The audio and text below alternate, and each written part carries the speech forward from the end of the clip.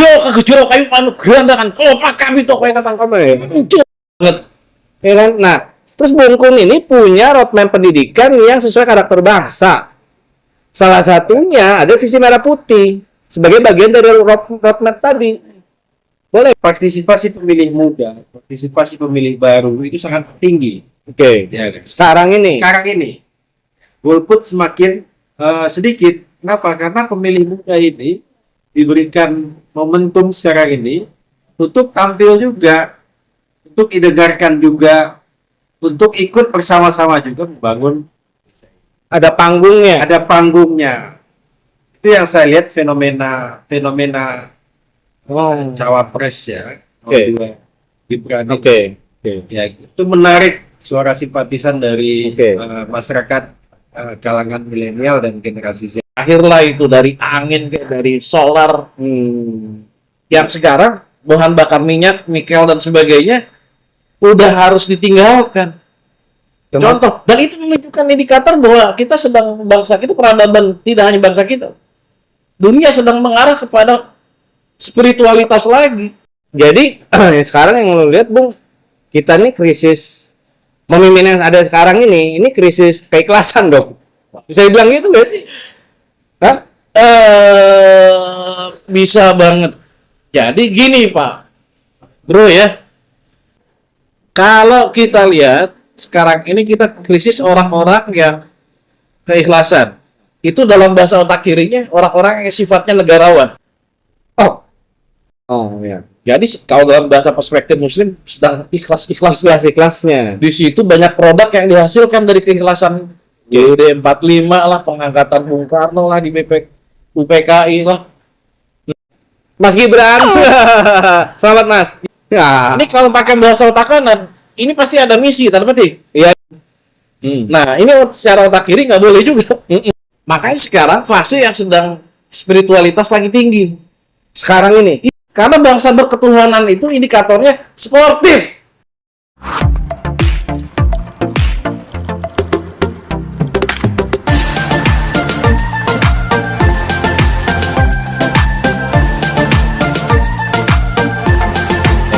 Standby, kamera, and action.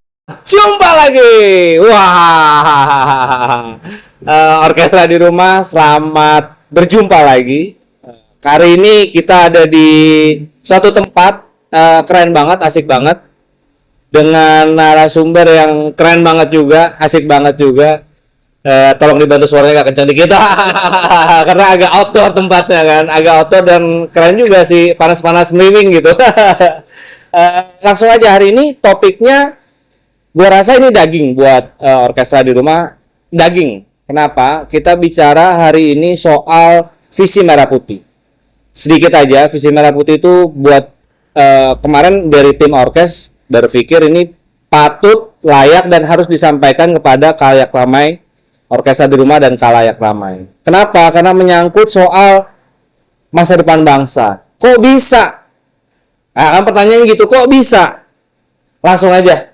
Masih bersama senior, sahabat, abang, sohib, semuanya deh, sama nanti diperkenalkan diri. Langsung aja, silakan perkenalan diri, Pak. Ya, nama saya Kunur Ahadiat. Saya dalam event ini mengaturkan terima kasih nih kepada duo Dynamite. Terima kasih banyak, Bang Andi dan Bang Antam. Terima kasih banyak. Tanu. Ya, terima kasih. Dan sebelah kiri saya Farli Sabahul Khairi. Ya. Kalau dikatakan dalam komunitas ini ya sebagai sekjen visi merah putih kan. Oke. Bung Kun ini visi merah putih ini diciptain langsung loh sama Bung Kun sendiri kan? Iya. Ceritanya gimana, Bang? Bantu agak kenceng dikit boleh, Bang ya? Jadi bermula dari tugas kuliah sebetulnya.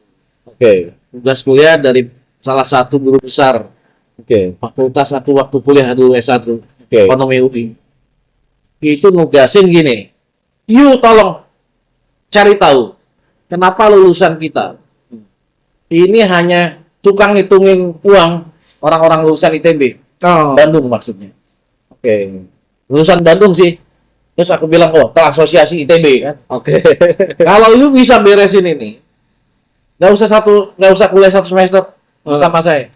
Bikin ini udah gitu, gue tahu katanya. You otaknya di sini, fisiknya di sini. Tetapi otak lu di demo kayak gitu. Awalnya itu. Awalnya itu. Beliau itu yang tadi itu mantan dekan dan mantan dubes Amerika Serikat. Sekarang masih gagah, cuman kalau diajak ngobrol udah sepuh lah ya gitu. Oke. Dari situ pasti keselidiki, sudah akhirnya saya ada 5 buku waktu itu dikasih beliau. Aku kasih tahu, wih, keren nih, dia udah akhirnya. Aku nggak kuliah lagi, izin ya, Prof. Gitu kasarnya gitu ya. Belakang hari, ketika salah satu organisasi kemahasiswaan memerlukan training yang nggak hadir, ada temanku juga yang sudah tahu ini hasil karya ini yang ternyata kok nyambung dengan salah satu maestro pengkader di organisasi kemahasiswaan itu. Oke. Isilah tuh, Bang. Nggak tahu dari situ multiplier effect, domino effect kemana-mana. Dia bilang, ih, ini pemikiran ya sebutlah canur banget. Bagi ya saya silakan aja, Bang. Saya ketemu beliau itu cuman ketawa-tawa, nggak pernah pada waktu beliau hidup itu ngobrol intens dalam masalah pemikiran, nggak pernah. Cuma saya suka lihat buku-bukunya banyak dan saya baca begitu loh, kok gue banget kasarnya. Cuman kan waktu itu sebatas itu, tak pikir seperti itu saja. Ternyata terus akhirnya dari tahun 96, hari lahir invent metodologi ini 3 November 1996. Oke. Begitu. Sampai sekarang ya bisa kemana-mana lah perspektifnya. Nah, visi Gitu, merah sahabat. Nah, visi merah putih sendiri nih inti sarinya nih apa nih, Bang? Apa isi dagingnya nih? Gimana nih? Ini mau serius aja atau serius banget? Kadang-kadang kita banget ngagak juga sih. Kita agak sotoy juga soalnya. Gini, kalau pakai Melayu tinggi. Oke. Kalau dalam konteks cara pandang ya, itu ada 2, ada eksoteris, ada esoteris. Oke. Eksoteris itu adalah sesuatu yang hanya kulit. Kayak gini nih, tampilan fisik. Nah, ini kayak Farwi juga. Fisik. Tapi kalau esoteris, jauh deep dari hanya yang dipakai. Oke. Jadi lebih ke arah intinya. Dan bangsa kita sebetulnya dikaitkan langsung dengan ini. Ini yang dicari oleh bangsa kita, setahu saya. Yang dicari oleh bangsa kita. Yes. Dalamnya ini. Yes. Eksoteris ini. Esoteris. Eksoteris ini. Esoteris.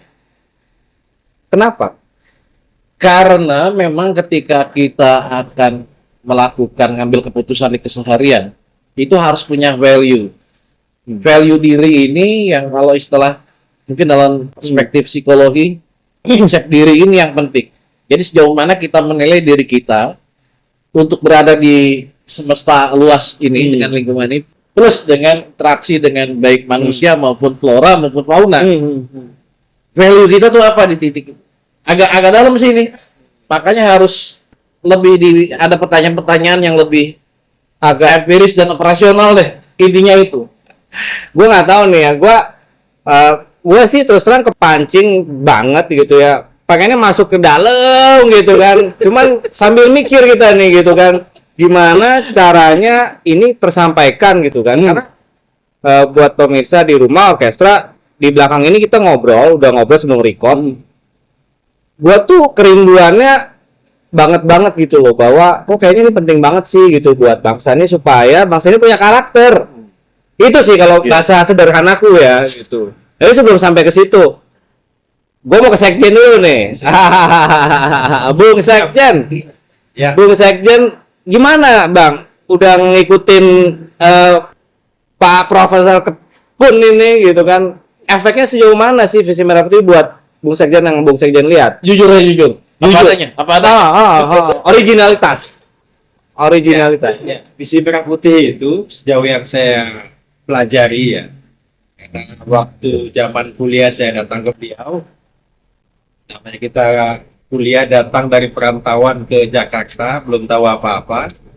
Dan datang, kok hanya segini aja gitu kehidupan ini. Hmm. Kuliah, kerja, kuliah pulang, tidak ada suatu hal yang baru. Makanya ketika ketemu Visi Merah Putih, kita belajar di Visi Merah Putih, terus kita juga tingkatkan pola pikir kita, Oke. asah pola pikir kita Oke. menjadi lebih kritis, Oke. jadi lebih terbuka, berbasiskan data, transparan, dan ada keseimbangan di sini di Visi Merah Putih ini, keseimbangan antara otak kiri dan otak kanan. Nah, itu yang bagi saya ketika perantauan datang ke Jakarta, wah ini harus kita semua orang di Indonesia harus seimbang antara otak kiri dan otak kanan. Ya. Otak kiri, otak kanan ini bahasa sederhananya otak kiri apa otak kanan apa nih? Ya, otak kiri itu lebih ke kita itu berpikir analitik, ya, Oke. analitik berbasiskan data, faktual, fakta gitu. Karena kalau otak kanan ini ya bekal kita dari sehari-hari sebetulnya. Oh. Jadi ada bahasa nurani kita, ada ada kolbu kita gitu ya. Oh. Jadi kita satukan itu antara otak kiri dan otak kanan, kita bisa mengambil keputusan yang benar-benar keputusan yang sangat baik, yang bersimbiosis mutualisme. Jadi sama-sama diuntungkan. Oke. Jadi tidak ada satupun yang dirugikan. Kita harapkan juga pemimpin-pemimpin kita nanti juga akan mengambil keputusan itu yang mutualisme, bukan keputusan yang parasit yang merugikan salah satu pihak atau merugikan banyak pihak. Gitu. Gua dari tadi begitu dia ngomong pemimpin gue udah ketawa juga dia. Berarti lu lihat pemimpin kita belum ke sana dong. Sudah ya, hampir. Hampir. Ngomongnya normatif banget nih Bung Sekjen. Hampir atau banyak yang enggak, Bang. Tapi nyata gitu ya. Nyata dalam arti kata gue baca gitu. initiative thinking. Oke. Initiative thinking, balancing. Jadi kalau menurut Bung Kun saat ini banyak masyarakat Indonesia yang belum balance dong. Begini, kalau kita ya coba membongkar, pemirsa juga ya, buku-buku motivasi atau psikologi populer, sebut saja misalnya ada satu buku Seven Habits of Highly Effective Oh ya, People terkenal banget tuh. yang ditulis oleh Stephen R. Covey dan juga Thomas Kuhn, Ian Marshall dan Johar. Buku-buku motivasi secara tersirat bahkan tersurat maksudnya ya, itu ada terang-terangan bahwa sebetulnya sikap mental positif, sikap mental altruistik yang berbakti buat sesama, sikap mental yang membuat green alam semesta ini, itu harus diawali dengan shifting paradigma. Kayak garis bawain ya. Dan shifting paradigma ini di setiap buku-buku populer itu ada tersirat, cuman ketika ditanya bahkan itu tidak pernah ada jawabannya pas. Bahkan sedikit ya, flashback tuh. Di sekitar 2000 tahun 2006 dan 7 lah. Bulan Agustus saya ada undangan ke Tabanan Bali untuk ngasih training para HRD entah manajer entah sampai level direktur. Campur di situ, ada BUMN, ada swasta yang papan atas. Ketika training mereka pas datang itu langsung, udah Pak, teken aja kita langsung ke pantai ini, udah gerah kita. Kenapa? Dia nanya balik ke saya. Bapak kayaknya mau ngasih kami training ya? Iya. Terus? Gini Pak, maaf ya Pak. Saya ini Bapak mau bawain apa? Saya sebutin tuh udah nama-nama beken para psikolog populer ini. Pas baca, Pak, maaf Pak. Yang namanya Dale Carnegie. Atau Seven Habits itu, Seven R Cafe, jangankan trainingnya Pak, saya diskusi langsung Pak, begitu. Cuman kan sebagai marwah saya sebagai trainer motivasi profesional, saya hanya nanya, gini deh, oke, teken aja, kita langsung ke pantai, saya juga mau kok. Cuma please, saya sebagai profesional ingin ada ukuran sukses. Kalau udah Anda tahu itu selesai, nggak usah ada gaya gini-ginian, ngapain sih? Oke, deal ya, setengah jam saya setelah itu Pak. Siapa yang sudah ketemu dari sekitar 40-an hampir 15 deh yang sudah ke Amerika ketemu sama R. Stephen Covey-nya. Akhirnya saya bilang, oke, ke depan silakan. Singkat cerita, saya ngomong banyak tuh. Ujung-ujungnya mereka akhirnya untuk kepada 7 kebiasaan manusia efektif ini, memang harus didahului oleh shifting paradigma atau pergeseran pola pikir. Deal ya? Nah, sekarang kita bahas itu. Coba urai apa yang maksud dengan shifting paradigma. Itu, Pak. Dari 15 ini saling debat. Enggak, saya begini. Ih, saya nggak gitu kok, kata saya. Kayak agak mama itu kan. Kata Bapak, iya, saya begitu. Stephen Covey-nya ketemu langsung. Akhirnya, dari setengah jam, molor bukan karena saya, karena mereka debat satu sama lain menjelaskan ke 30 orang sisanya itu. Akhirnya dari sini ya sudah ya, kayak begitu ya. Terus ada yang nyeletuk. Pak, memang Bapak tahu? Gini, saya justru ngasih training Bapak dan Ibu, kita diskusi untuk masalah ini. Karena saya mempunyai sesuatu yang kayaknya, karena belum terbukti jurnal ilmiah nih, jadi masih kayaknya. Tahu nggak? Dari situ. Yaudah, tutup ya. Tutup sudah. Saya tinggalin. Dikejar, bos. Karena penasaran. Termasuk orang yang merasa sudah ketemu salaman dengan Stephen Covey pun penasaran. Tapi saya waktu itu udah nggak mau, dikejar sama panitia. Nah, ketika ketemu itu saya jelaskan. Baru mereka. Jadi simpulnya. Shifting paradigma ini sebetulnya yang diminta baik oleh para orang-orang bermental positif maupun bangsa kita sendiri agar keluar dari yang namanya Pak Mukhtar Lubis katakan, keluar dari 6 karakteristik sifat dasar manusia Indonesia. Oke. Memutuskan dalam bahasa operasionalnya, memutuskan hubungan mitologis menjadi sejajar dengan hukum alam. Oh, jadi boleh nggak ngomong gini, Bung? Gimana? Apa sih namanya? Hubungan mitologis dengan kenyataan realita yang ada sekarang. Gitu ya? Yes. Jadi bukan menghubungkan dan bukan menjadi itu, tapi apa sih, mewujudkan mungkin ya? Mensinergikan. Kata Bro Farli tadi. Mensinergikan ya? Otak kiri dan kanan itu pengambilan keputusan dua-duanya. Ya, namun masing-masing mempunyai mekanisme cara mengambil keputusan yang Berbeda. extremely Jauh berbeda. tolak ini ya? Yes. Paradoks. Satu analytical, satu subjektivitas. Oke. Nah, kita harus ada ini di tengah. Kita mensinkronkan itu, mensintetik energikan atau sinergi. Kayak gini nih, kita nggak boleh galak sama makhluk ini. Nah, Ini kalau pakai bahasa otak kanan, ini pasti ada misi, tanda petik. iya. Itu loh, Itu otak kanan. Itu otak kanan. Nih, kayak gini. Iya. Ini pasti ada misi nih. Biasanya kita kalau pakai otak kiri aja, kotor, nggak higienis, rabies lah. Jangan-jangan ada COVID, nggak Ganggu orang aja lagi bicara. Ini begini tuh. Kenapa ke saya? Misalnya, Ini contoh otak kanan. otak kanan. Kaitkannya klinik. Bahasanya klinik betul. Kata orang. Jadinya klinik. Ada tuh. Padahal memang Ya nggak tahu. Kita harus putus sedikit berinteraksi dalam bahasa otak kanan. Semedi lah, asketis lah, puasa Senin Kemis, puasa Daud, ngutih. Itu bahasa otak kanan. oke. Cuman masalah kita ini di tengah modernitas gitu banyak yang hanya otak kanan saja. Atau otak kiri saja, serba terhitung, serba terukur. Capek. Otak kanan itu ada gelombang yang kita tidak terlihat, otak kiri juga optimalkan, sinergikan. Jadi kayak orang ketika akan nemuin IP dari satu. Nah, ini secara otak kiri nggak boleh juga. Kita ikut serta di atas atau berselancar. Keputusan yang berselancar antara otak kiri dan kanan. Iya. Gitu. Enggak, gua konkret masih membingungkan kok. Nah, gini, ini seru nih, ini seru. Jadi gue dari tadi agak mikir juga gitu ya.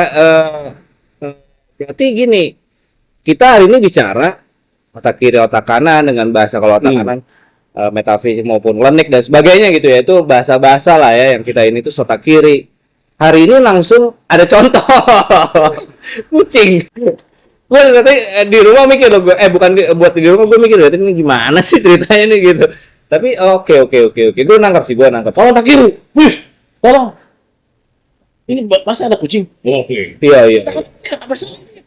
Tapi ketika dia naik, setegas-tegasnya. Gitu. Oh, itu contoh tuh. Tapi kalau ke pengkhianat gak boleh begini, Pak. Pemimpin kalau yang namanya sudah mau membahayakan kebangsaan, nggak begini. Oh, Ini bisa dibina, bisa juga dipanis. iya, iya, iya. Kalau begini kan berarti reinforcement nih. Nggak Ah. usah punishment. Itu contoh bahasa otak kiri. Contoh ya, iya, iya, iya, iya, iya. Itu, nah, nyambung nih. Oh gitu. Ini soalnya udah langsung contoh pemimpin. Iya. Iya nggak? Nah, berarti lu lihat sekarang kebanyakan pemimpin yang ada sekarang nih, apalagi kemarin habis pencoblosan ya, habis pilpres ya kak. Nah, di komisi yang kita udah sama-sama tahu secara quick count ada paslon 02 memenangkan survei itu, hasil itu gitu ya. Nah, lu lihat sekarang ini dengan fenomena yang terjadi, kan banyak nih gejolak apa sih namanya? Apa namanya? Nggak puas lah dan sebagainya gitu kan. Itu hasil dari pemimpin yang tidak paham soal itu atau tidak tegas atau gimana? Jadi kalau sedikit flashback ya, kan hidup itu konjunktur ya. Konjunktur itu kayak gelombang. Dulu fase-fase ini selalu hilir mudik, naik turun. Founding fathers kita dikatakan itu pada posisi spiritualitas sedang tinggi-tingginya. Spiritualitas lagi tinggi-tingginya. Karena mereka berangkat dari yang bukan ke dagingan kalau dalam bahasamu ya. Iya, iya, iya. Iya, Gitu. iya. Kalau dalam bahasa Jawa Timuran, tidak kedunyan. Oh, iya. Jadi kalau dalam bahasa perspektif Muslim sedang ikhlas-ikhlas. Kelas-kelasnya. Di situ banyak produk yang dihasilkan dari keikhlasan. JUD 45 lah, pengangkatan Bung Karno lah di UPKI lah. Kan gitu kan. Terus ada maklumat X misalnya yang katanya dari single majority usulan Bung Hatta menjadi adanya partai gitu. Oke. Begini, nah seiring waktu kontaminasian materi itu tinggi. Kalau dalam bahasa perspektif pendiri bangsa kita udah mulai pembangunan materi. Oke. Dari situlah akhirnya terpaksa harus meminjam uang ke rentenir dunia lah istilahnya. Harus pembangunan yang pakai pertumbuhan ekonomi lah segala macam. Ya, sebetulnya secara spiritualitas itu kan menuju ke kebangsaan yang berbahagia, adil dan makmur. Gitu. Dari sini ukurannya sudah ikut ukuran. Nah, fase buruk-buruknya itu kan terjadi itu konflik antara perang dingin antara Uni Soviet Amerika lah gitu. Dan akhirnya terjadilah peristiwa tahun 65, 66. Itu sedang sangat tinggi-tingginya. Nanti lama-lama butuh lagi untuk kembali ke entropi kalau dalam kimia itu. Entropi. Untuk kita spiritual lagi terjadi reformasi. Nanti terjadi lagi pendangkalan lagi kayak gitu. Nah, kalau dalam perspektif otak kiri ini ya, Iya, iya. itu ada fase pertumbuhan organisasi namanya deforming, storming, norming, dan performing. Itu selalu ada siklus. Jadi sekarang yang lu lihat, Bung, kita nih krisis pemimpin yang ada sekarang ini krisis keikhlasan dong. Bisa dibilang gitu gak sih? Hah? Bisa banget. Jadi gini Pak, bro ya, kalau kita lihat sekarang ini kita krisis orang-orang yang keikhlasan. Itu dalam bahasa otak kirinya orang-orang yang sifatnya negarawan. Oh, Yang berpikir tidak lagi jangka panjang, jangka menengah, jangka pendek. Kalau kata orang Pasundan, jangka imah. oke. Iya, iya. Iya, iya, iya. Kita krisis orang yang tidak jangka imah lagi. Oke. Yang berpikir tentang bangsa. Itu kiri kanan nih. Ini. Iya, iya. Kebetulan langsung praktek nih. Iya, iya. Enggak, itu tadi tuh kan nyikapin fenomena kita sama-sama tahu ya. Iya. Kayak kemarin kan habis pilpres nih yang tadi aku bilang gitu kan, ada yang nggak puas dan sebagainya. Terus kondisi jadi wait and see dan sebagainya gitu ya. Ada banyak kegelisahan, ada banyak yang, tapi masih banyak juga yang anteng-anteng aja gitu. Nah, itu aku maksud, bisa dibilang nggak sih bahwa bangsa kita sekarang ini kekurangan atau krisis keikhlasan pemimpin-pemimpinnya? Ya. dalam bahasa kita keikhlasan. Kalau dalam bahasa perspektif politik, krisis negarawan. Oh, krisis kenegaraan. Jadi orang kalau memang ngeluarin statement itu pasti atas nama yang dikatakan dalam bahasa kita ini suku agama ras antar golongan. Mungkin atas nama golongan. Jadi ada pembenaran. Oh, yang dimaksud negarawan tadi itu ya? Iya. Krisis kenegarawan itu maksudnya. Pertanyaan Bro ini berarti pembuktian terbalik. Jadi dari situ menunjukkan bahwa ada yang belum beres di shifting paradigma bangsa gitu. Iya. Nah, ciri-ciri orang yang menurut teorinya atau visi merah putih yang abang bikin, ciri-ciri pemimpin yang mempunyai nilai-nilai yang benar gitu, yang baik. Oke. Kalau dalam bahasa Virchow Capra ya, hari ini tuh udah basi di ngomongin egosentrisme. Harus menjadi ekosentrisme lingkungan. Makanya sekarang fase yang sedang spiritualitas lagi tinggi. Sekarang ini, Iya, karena apa? Serba new bahan bakar yang renewable resource diganti dengan renewable resource. Oke. Yang bisa didaur ulang, lahirlah itu dari angin kayak dari solar. Yang sekarang bahan bakar minyak, nikel dan sebagainya udah harus ditinggalkan. Contoh, dan itu menunjukkan indikator bahwa bangsa kita peradaban, tidak hanya bangsa kita, dunia sedang mengarah kepada spiritualitas lagi. kalau mobil listrik bisa dibilang gitu, Pak. Tergantung listriknya dari mana. Kalau listriknya ngambil dari misalnya menggeroakin satu bangunan, satu misal panorama gunung digeroakin, padahal di situ ada banyak fauna dan flora yang itu. Kecuali listriknya dari angin, dari solar flake, dari solar dari matahari. Nah, jadi kita harus bisa, dan ini obrolan ini kan di obrolan internasional standar organisasi ISO. Ini Gimiknya ya. iya. Iya betul. Anda pertanyaan Anda membuat saya berselancar bebas. Mau klinik mau kiri. Itu seru ya, Pak. Karena gue kayaknya gitu nggak bisa dibendung. Tapi Jafar pemirsa jadi nggak bingung nggak? Nggak, gue Nggak bikin bingung.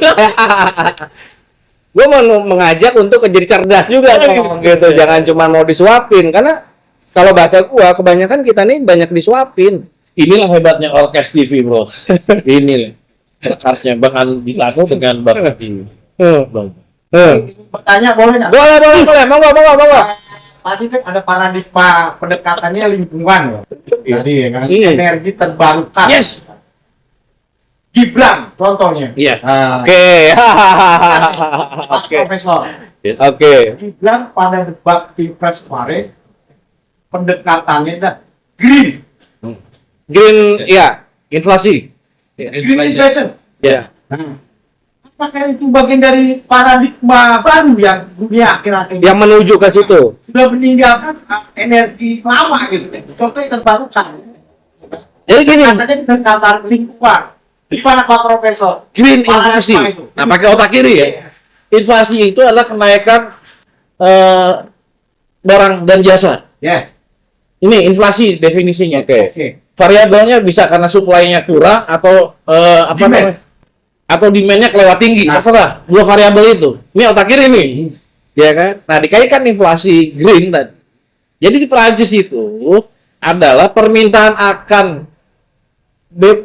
fosil, bahan bakar fosil yang tidak bisa diperbarukan itu tinggi karena apa? Mau pindah ke produk yang berbahan bakar yang bisa diperbaharui. Oke. Karena mau cuci gudang. Mau cuci gudang. Jadi ini karena jadi si bahan bakar yang terbatas itu akan langka, sudah meninggi. Ketika tinggi itu supply lah segera switch dengan teknologi yang sudah itu. Makanya di sini harus misalnya bahan bakar angin, bahan bakar dari misalnya oil palm gitu ya, dari minyak kelapa segala macam silakan, atau dari air. Jangan sampai permintaan ini sudah makin langka, makin tinggi tapi suplai langka, belum disuplai dengan sumber daya yang renewable resources kan gitu. Oke. Rumit gak sih?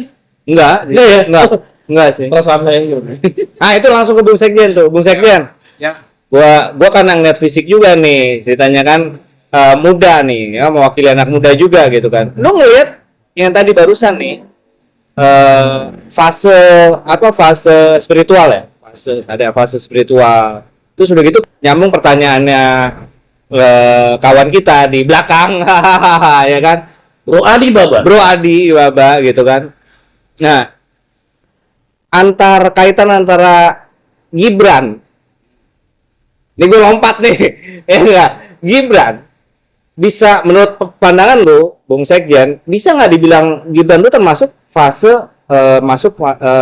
kita harus menerima sebagai itu masuk fase spiritual yang baru gitu ya? Spiritual lah gitu ya. Fase itu gitu yang tadi maksudnya. Maksud gue gitu sih. Gimana menurut lu?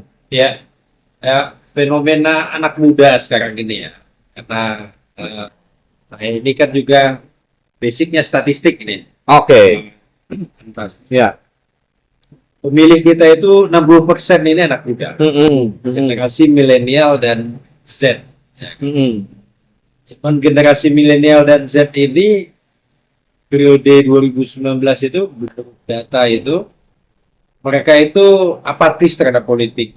Oke. Ya, apatis terhadap politik, apatis terhadap lingkungan, apalagi terhadap spiritualitas gitu ya. Oke. Apalagi terhadap itu. Apalagi karena ya kita anak muda, yang penting ada duit, bisa jalan-jalan ke luar negeri atau jalan-jalan keliling Indonesia. Indikatornya itu kan sangat sederhana. Tapi dengan munculnya ini anak muda yang mau jadi cawapres gitu ya. Nah itu kan merubah peta perpolitikan. Saya lihat partisipasi pemilih muda, partisipasi pemilih baru itu sangat tinggi. Oke. Ya, kan? Sekarang ini golput semakin sedikit. Kenapa? Karena pemilih muda ini diberikan momentum sekarang ini untuk tampil juga, untuk didengarkan juga, untuk ikut bersama-sama juga membangun. ada panggungnya. Ada panggungnya. Itu yang saya lihat fenomena cawapres ya. Oke. Gibran. Oke. Ya, itu menarik suara simpatisan dari Oke. masyarakat kalangan milenial dan generasi Z, karena kita bonus demografi yang kita bicarakan di 2014 ini yang kita rasakan sekarang ini 2024 nya kita merasakan yang namanya bonus demografi. Ini mulai kerasa nih. Dimulai kerasa ini. Harusnya kita akan melewati angkatan kerja yang sangat banyak ini. Oke. Saatnya anak-anak muda untuk tampil. Oke. Bung, gua tadi pas penjelasan dia tuh sama lu tadi ngomong, sama sih gua kepikirannya apa ya, dibilang tua nggak juga ya. Gua ngeliatnya gini, boleh nggak sih? Gimana? Boleh nggak dibilang gini, bro? Pada sadar dong bahwa tadi kenapa kita ngomong visi merah putih itu sambung ke spiritualitas dan sebagai atau kanan gitu ya bahasanya yang ini ya. Ya lu suka nggak suka mau nggak mau lu harus nyadari menerima bahwa ada yang dibilang otak kanan tersebut, dan sekarang kini kita masuk fase itu.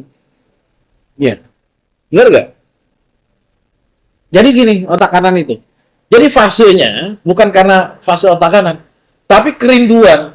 Nah itu. Dari yang kelewat spiritual, ikhlasan tahun 45 itu kan. Merdeka, itu nanti. Effort onward, never retreat, kata Bung Karno. Dia kegejolak kayu panu gerandakan, kalau kami toh kayak kata kamu muncul libur kan gitu kan. Ya. Itu kerinduan itu termaterikan. Akhirnya orang lupa. Nah, materi terus, pembangunan jiwa badannya terus. Akhirnya rindu lagi, kok jiwa gua jadi garing. Nah, akhirnya kerinduan untuk garing itu diwakili Gen X. Gen X itu entah karena pengaruh novel dari milenial ini, akhirnya melihat bahwa ternyata politik memang harus mengedepankan juga jiwa. Akhirnya ketika terjadi pemotongan satu generasi, Iya. terpaksa akhirnya terjadi begini. Dan biasa Bang, ada istilah sesuatu di awal itu selalu sulit. Iya. Koefisien geseknya satu. Kalau dalam fisika ini kalau didorong pertama satu nih. Kalau didorong agak ketika udah kegorong ada akselerasi, Ada kecepatan. baru Jadi koefisien korelasinya, koefisien geseknya akan kecil. bahkan mungkin mendekati nol. Iya. Jadi sekarang masih berat begini. Baru bisa otak meneliti. pas otak kiri, total cost-nya masih tinggi. Saat ini nih. Masih belum efisien. Ini pakai kiri nih ya. Iya. Atau mau kanan? Kalau kanan siapa aja. Iya.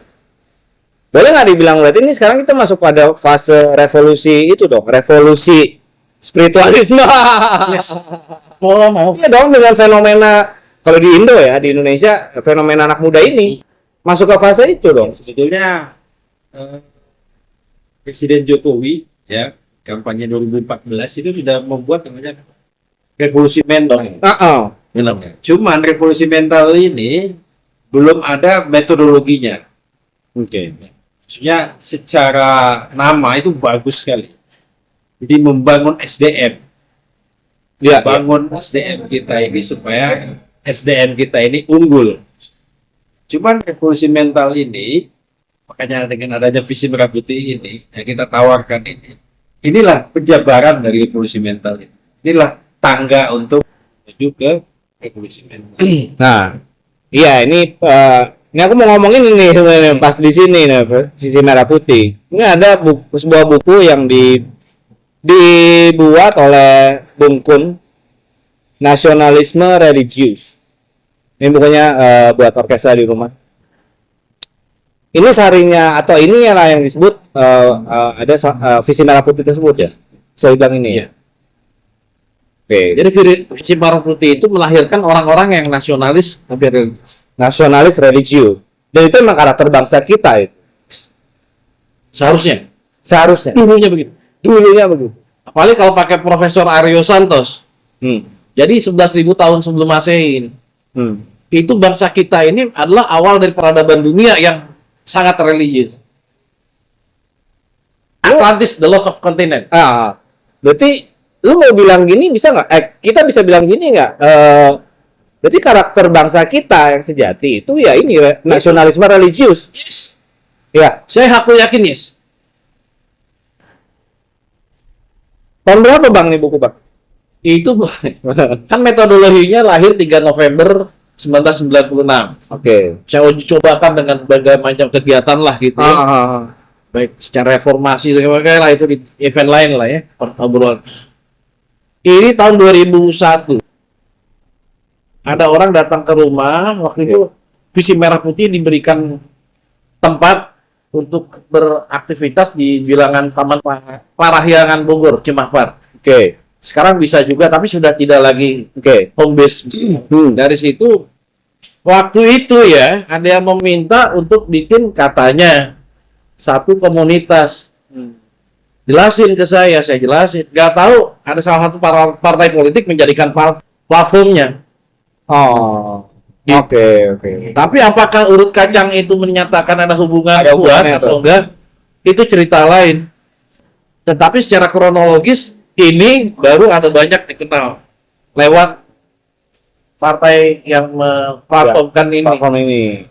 Dan saya berharap banyak partai itu benar-benar menjalankan spiritualismenya sehingga cinta tanah air bukan karena dalam Muslim itu ada asobiah, Mas. Ya. Asobiah itu cinta tanah air secara lebay. Padahal nasionalisme religius itu mencintai tanah air karena wujud syukur. Itu jauh bedanya tuh. Karena lebay dan wujud syukur. Itu keikhlasan lagi tuh untuk mencintai itu. Kalau orang nasionalisme religius itu ngegabung akan menjadi internasionalisme religius. Dan ketika religius tingkat dunia, disitulah Pareto optimum menurut otak kiri ekonomi, disitulah terjadi green development. Disitulah terjadi kata lagunya John Lennon, imagine all the people Iya. all today.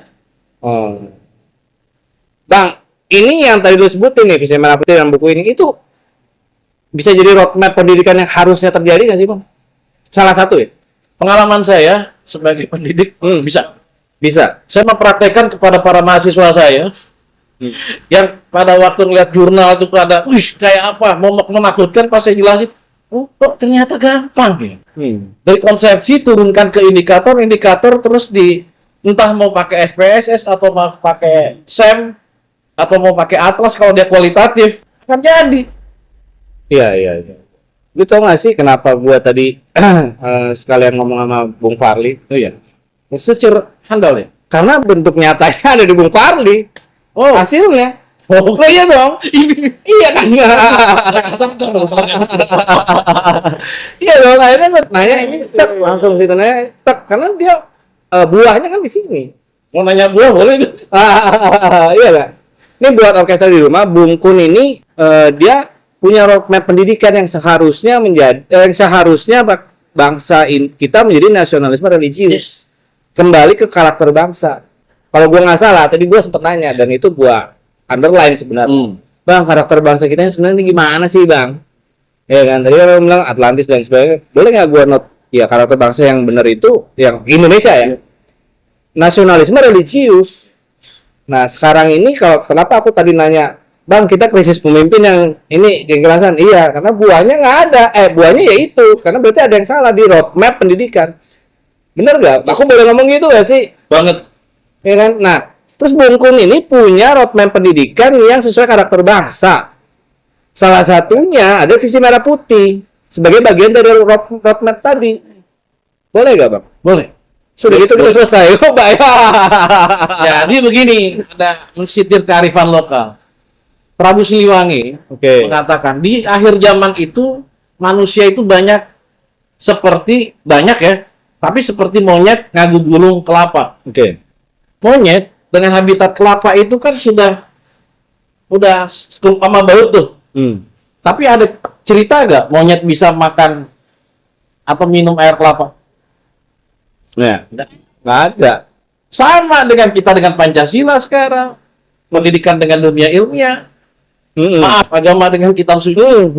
Itu seperti tidak ada nilai yang trickle down effect kan ke dalam attitude atau akhlak. Ini Bang, kalau kebanyakannya. Nah, ini akhirnya berarti karena apa? Karena monyet nggak tahu cara membukanya. Nah, itu namanya dalam bahasa otak kiri adalah kurangnya epistemologi. Iya. Apa itu? Epistemologi itu metodologi untuk memahami, Untuk membuka itu. ontologi. Kalau filsafat ilmu ada ontologi, kelapanya itu. Epistemologi, pisaunya itu yang digunakan. Maaf ya, kalau ilustrasi agak sarkas nih. Dikupas sehingga tataran ini, apa namanya, praktek Iya. aksiologi. Jadi sekarang Pancasila dengan ontologinya. Kitab-kitab suci dengan ontologinya. Tetapi aksiologi di lapangan karena epistemologinya. Ya, saya nggak katakan tidak ada. Mungkin dulu pernah efektif itu di abad-abad dulu. Sekarang harus ada epistemologi yang lebih kekinian, yang lebih singkat dan lebih ilmiah. Iya. Dan lebih operasional. Ya. Jangan ketemu lagi jadi konsep atau jadi narasi. Nah, itu. Aku tadi tuh mau ngomong ini Bang. Jangankan ngomong itu ya, pemahaman bahwa soal agama di kehidupan sehari-hari ya. Orang banyak yang kebalik mentuhankan agama. Jadi itu Tuhan itu agama, bukan Tuhan yang dicarinya. Ya salah dong itu juga. Kan banyak yang gitu. Iya. Jadi agak deg-degan juga nih kalau udah ngomong gitu nih. Iya. Saya tegaskan dia. Enggak sih. Jadi gini, my bro Dinda ya. Jadi perbedaan Indonesia dengan Malaysia, dengan Filipina, dengan Thailand, walaupun sama-sama Asia Tenggara. Pertama ya, secara otak kiri, secara sosiologi politik, itu adalah kita bekas jajahan bangsa Belanda. Kalau Filipina bekas dari misalnya Portugis atau dari Spanyol lah ya. Kalau Portugis itu misalnya Timur Timur. Iya, Timur. Bung Karno ditanya waktu itu, Bung, apa yang mengikatkan kita walaupun berbeda-beda, yang namanya jadi sekarang Thailand, sekarang namanya Filipina, sekarang namanya Timor Tengah. Ternyata beliau gini, bangsa Asia Tenggara itu yang sudah 11.000 tahun yang lalu, kata Profesor Santos, sudah religius. Itu beliau mengutip statement dari filosof barat yang saya pikir, dan beliau pun mesti, the national unity can only be preserved upon a basis which is larger than the nation itself. Jadi bangsa Indonesia itu diletakkan di atas dasar yang lebih luas. Ini bangsa Indonesia nih. Oke. Maaf ya, maaf. Ini bangsa Indonesia deh nih. Ya. Ini ya, ini nih. Atau tutupnya nih, bangsa Indonesia. Oke. Di atas lebih luas dari bangsa itu sendiri. Oke. Baru bersatu nih si Hindia Belanda ini. Apa yang lebih luas? Ketuhanan. Jadi Bung Karno mengatakan bahwa bangsa ini, kita ini diikat oleh ketuhanan dengan cara untuk melakukan internalisasi nilai ketuhanan yang berbeda-beda. Oke. Bro, Nasrani, Muslim, saudara kita ada yang Hindu, Buddha, Konghucu. Apa? Ini direkam juga di dalam Sutasoma. Tanhana Dharma Mangwa. Ya. Baru Bhinneka Tunggal. Bhinneka Tunggal Ika. Jadi kebenaran itu di sini, keikhlasan, ketidakdagingan, ketidakduniawian, baru ada bangsa itu Indonesia sini.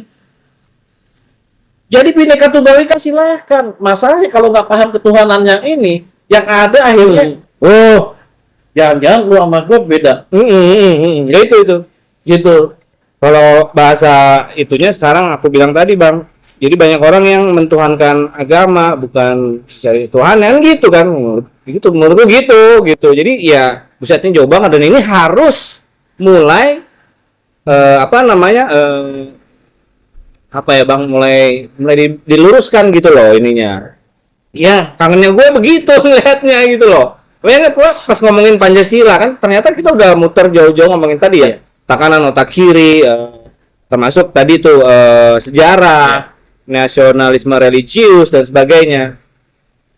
Bangsa Indonesia itu ada satu yang namanya Pancasila. Cuman kadang-kadang Pancasila ini dibicarakan, diomongkan, kesannya terlalu terlalu eksklusif banget gitu loh kalau bahasa gue. Jadi kelewat ngawang. Iya, jadi ngawang-ngawang, jadi nggak ada ininya. Padahal yang udah kita lakukan dan yang sudah terjadi dan sudah kita nikmatin, sedang kita nikmatin, itu karena filosofi Pancasila tadi. Jadi sila pertama, Pancasila itu adalah ketuhanan yang imanen transcendence tadi. Sehingga kita berada di atas ini. Kalau Tuhannya tidak imanen transcendence, maaf, antropomorfisme, disosokkan, nggak akan nyambung begini. Iya. Seolah nanti surga Anda dengan surga saya beda. Iya, benar. Pak Profesor ingin tanya, Bawa lagi. hari ini dikaitkan Pak Sekjen bicara tadi, Ya. pemilih kita dikaitkan dengan nasionalisme ya, divisi Indonesia ya. Mengkaitkan nasionalisme religius ya. Coba diaktualkan caranya seperti apa biar Gen Z ya, pemilih muda ini mengerti. Maksud Pak, caranya gimana Pak Profesor? Menurut kalau saya baca Gini, pola pikir, filsafat pemikiran, solusi ya. sedangkan nasionalisme kita hari ini mendapat buah tantangan serius. Dunia hari ini sudah tidak ada batas-batasnya yang dinamakan dengan globalisasi. Terkikis ya nilai-nilai. Ya, bahkan di era reformasi ini bahwa nasionalisme menjadi tantangan terberat. Ya. Nah, dikualifikasikan saja dengan kaum muda ini yang agak-agak basarnya. Caranya seperti apa Pak Profesor? Biar jati diri bangsa ini ya mereka punya. Begitu Pak Prof. Jadi, makasih banyak. Langsung saya jawab. Langsung. Jadi gini, my bro, the man behind the scene nih. The man behind kamera. Jadi kita pakai otak kiri tanpa embel-embel kanan. Inilah kelebihan dari kalau dikatakan Mas Farli tadi. Bahwa shifting paradigma itu ketika kita kiri, ya otak kiri matikan kanan. Yang kanan masuk ke kiri. Ketika kanan masuk ke kiri, indikator kanan itu adalah egosentrisme masuk ke kiri, kedagingan. Akhirnya semua data objektif di otak kiri itu nggak layak. Sekarang ikutin aja otak kiri apa? Sudah ada KPU, sudah ada Bawaslu. Hasilnya baik quick count. Oke, quick count ternyata dianggap tanda petik ya. Ada real count.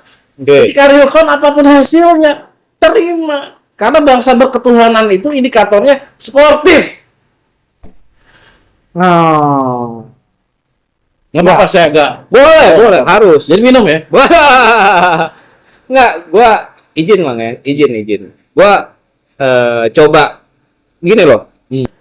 Gua kangen banget gitu kan dari tadi ngomong otak kanan otak kiri, terus bagaimana solusinya dari pertanyaan tadi. Ini contoh nyatanya sebenarnya udah ada jawabannya. Artinya tadi terakhir itu sportivitas. Harus punya sportivitas. Iya aja. Akui. Caranya gimana? Tadi kalau mau belajarnya tadi gitu mengetahui tadi otak kiri otak kanan itu udah contohnya. Tadi Bung Kun bilang ada KPU, udah ada Bawaslu, udah ada ini, udah ada ini contoh ya. Contoh cara bekerjanya dan kita harus pemimpin harus bisa mengklasterkan antara otak kiri dan otak kanan yang mana yang lebih bijak dipakai. Jangan dicampur. Jangan dicampur. Masuknya ke ego-ego juga ya orang. Ego itulah adalah menurut visi Merah Putih adalah iblis yang berbentuk yang terukur ya egosentrisme. Oh, Kedagingan. Lucifer. oke. Iblis itu bukan salah nyembah tapi sombong, rasa diri paling benar. Oke. Nah, bangsa kita kalau selama itu ya ternyata itu direkam tahun 1977 oleh Pak Muhtar Lubis. Salah satu dari 6 sifat dasar manusia Indonesia. Kita harus shifting dari situ. Modernisasi, ini jadi westernisasi. Modernisasi jadi timur tengahisasi. Mana kepribadian yang berkebudayaan? Ya, Indonesia. Bang, 6 tadi Bang boleh sebutin lagi Bang. Kemarin kita udah sebutin ya. Oke. 1, nggak mau tanggung jawab. Yang mau tanggung jawab. Cara klinik, Kayak rasional. rasional. Terus ada bagusnya sih, gemar seni. Bagus Seni. sih. Oke. Terus suka dengan keindahan. Dengan keindahan. Satu lagi ya, nggak suka dengan sesuatu yang terstruktur intinya. Oh. Itu yang Ada 2 tuh yang bagus tuh. ya, itu yang direkam tahun 1977 oleh Apa ya? eh, Pak Muhtar Lubis. Pak Mukhtar Lubis. Dan itu yang menurut Pak Mukhtar Lubis menjadi bahasa gua Bang ya. PR kita untuk lebih baik dari itu gitu ya. Walaupun ahli sosiolog dan antropolog banyak mengatakan itu teori lama loh, tapi kayaknya nggak ada perubahan kok. Karena belum ada apa sih namanya belum berubah. Apalagi ketika gini, bro. Kalau lihat dari kenapa kita dijajah, kenapa Belanda ya enggan minta maaf ke Indonesia. Karena Cornelis de Houtman, nenek moyang beliau-beliau itu 1596 itu mendarat di ini nih Sunda Kelapa, Tanjung Priok sekarang. Di Banten, Son.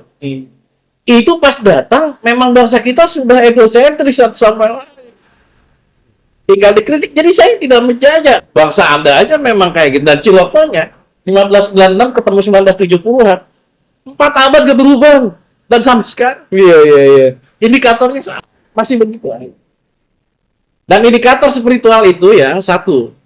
Meminjam kearifan lokal dari bangsa Jawa, suku bangsa Jawa. Menang tanpa mengasorake. Ya.